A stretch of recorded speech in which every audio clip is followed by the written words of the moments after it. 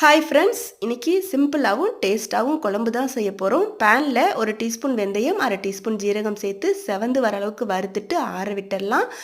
கடாயில் 3 table spoon அளவுக்கு நல்லெண்ணெய் சேர்த்துட்டு அரை டீஸ்பூன் வெந்தயம், அரை டீஸ்பூன் கடுகு சேர்த்து பொரிஞ்சதும் ஒரு கொத்து கருவேப்பிலை சேர்த்துட்டு 15 சின்ன வெங்காயம், 15 பல் பூண்டு சேர்த்து அரை டீஸ்பூன் அளவுக்கு கல்லுப்பையும் சேர்த்து வெங்காயம் பூண்டு ரெண்டையும் கண்ணாடி பதம் வதக்கிக்கலாம்.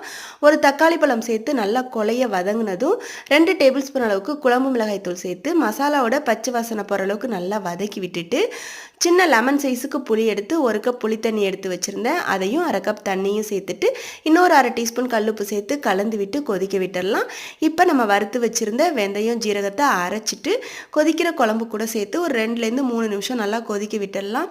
கடைசியாக ஒரு அரை டீஸ்பூன் அளவுக்கு நாட்டு சக்கரை சேர்த்து கலந்து விட்டுட்டு ஸ்டவ் ஆஃப் பண்ணிட வேண்டியதான். ரொம்பவே அருமையான வெந்தய குழம்பு ரெடி ஆகிடுச்சு. நல்லாயிருக்கும், ட்ரை பண்ணி பாருங்கள். பிடிச்சிருந்தா லைக் பண்ணுங்கள்.